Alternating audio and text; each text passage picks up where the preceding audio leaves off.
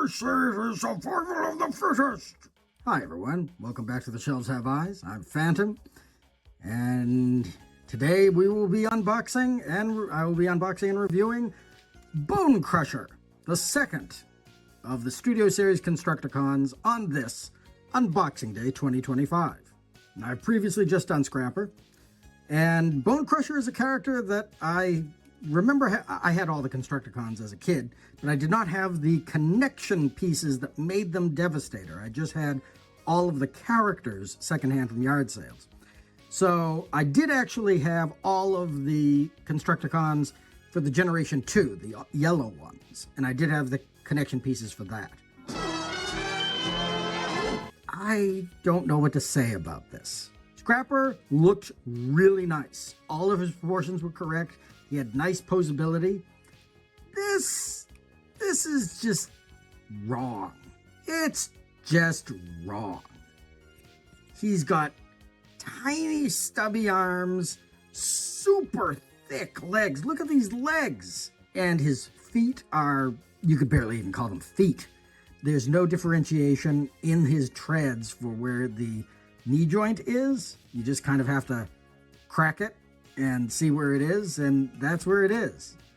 And his shoulders are placed further than his head and also way behind his hips. So he really is not proportioned very well at all. His head is a little loose, this one. I don't know if this is just this one or not, but his head is a little loose. I do like the likeness. His head, his face looks really nice. It looks like it did in the cartoon. The red on his chest pops, so that's good. It's the rest of the figure that's just a mess. I mean, look at his arm. Look at his arm. Look at his arm. Look how short that is. Look how short his forearm and fist are.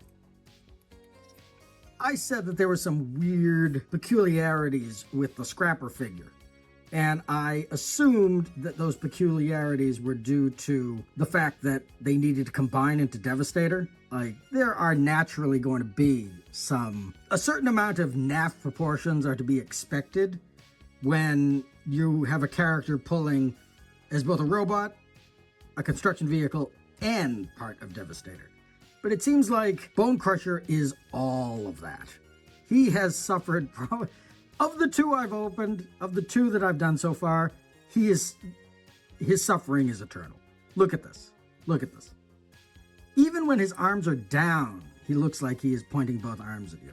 This is just, he's just a slopey mess. I mean, he stands up fine, and I mean, if I really wanted to click his knees together, and he does have ankle tilts of a sort, but they're ratchets, so it's either that or just a little bit of give with him standing straight. He's very blocky. He really doesn't look like his animation model.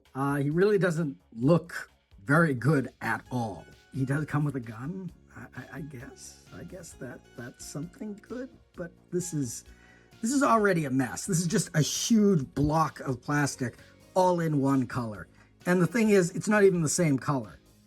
The top of his hip, of his leg, where his hip is, that's a darker green than the middle of his tread, and then it returns to the same color down at the bottom. So he's got a tricolored leg. His arms are exactly the same. This top part is lighter than the bottom part. Yeah, it's This is not a great figure. It's not a figure that I want to take out and play with. There's very limited play you could do with this figure. Also, his Decepticon label is offset. It's not in the center, and that's kind of bothering me. Let's transform him and see if maybe his vehicle mode makes up for what I'm seeing here.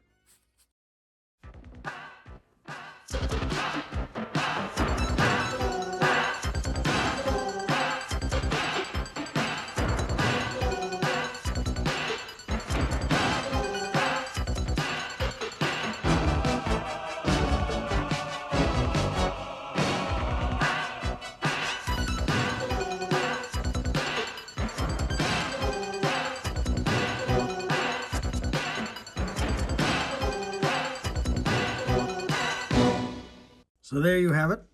Bonecrusher in his vehicular mode. Ooh, yeah. What do I say about this? He's very sturdy.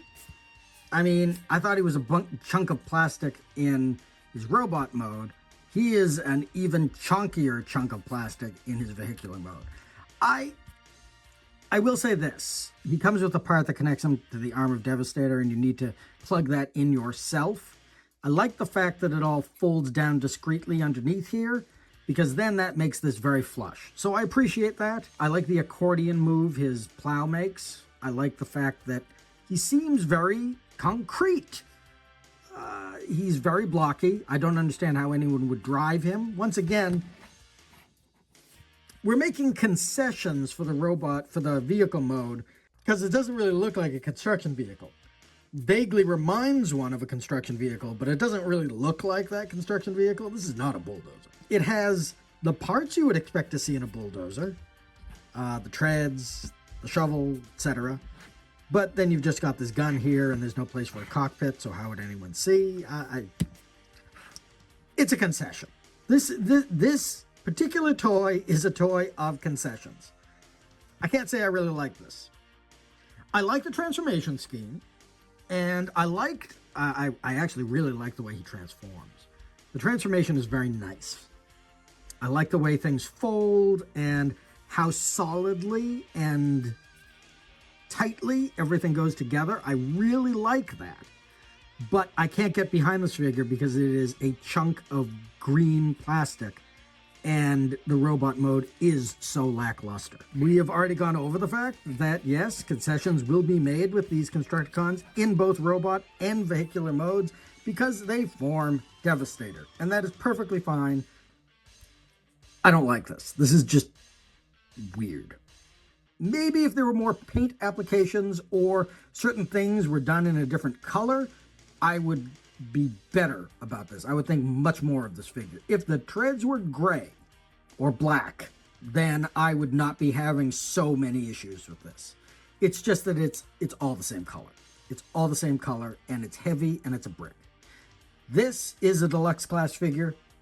He does not feel as heavy as Scrapper did. So deluxe class seems about right. He's the right size. He's the right height. Yeah, fine. Also, I mean, in terms of accessories, he really doesn't come with any accessories other than his gun and this block piece that you needed to insert yourself for Devastator's arm. So, I mean, deluxe price point does match for this. And I did pay deluxe class price for Bonecrusher.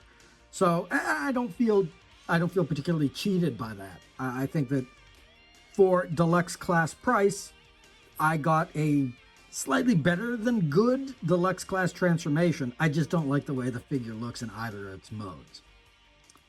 But in any case. So there you have it. He's just weird. I don't like his stick legs. I don't like his proportions. I don't like the fact that his greens are slightly different hues from one piece to the next. It's kind of like they thought we wouldn't notice, but we did. And that's quite true. Bonecrusher is not a really great success in my book. He looks weird. His transformation is strange. Not really a character I really even have a lot of soft spot in my heart for. He's just kind of there. And that's kind of what this figure is. This figure is just a means to an end. It is just another step towards Devastator. And that's as much as I'm going to give this figure. He really doesn't deserve much more, quite honestly. Standing him next to Scrapper, they're of roughly the same height, but Scrapper is so much of a better figure. I mean, proportion-wise, he looks better. His green is more uniform. His proportions are better. His articulation is better. It's really these weird stock legs. I really don't like them. I really don't like it. It's just weird. And I don't like the fact that his shoulders go behind his head. That really bothers me. It's not good. It's not good. It's not good. Easily Of the two now, this is my least favorite of the Constructicons. I guess we're going to move on. Thank you very much for joining me for this second video in Unboxing Day 2025. We'll be continuing on through the day. Next up is Long Haul and Hook. Thank you for joining me for this video, and I hope you'll join me for the next. I hope that you enjoyed how horrible this figure is. In any case, thank you once again for joining me. Shelves have eyes. For this Unboxing Day 2025, I've been Phantom. Have a good day, y'all.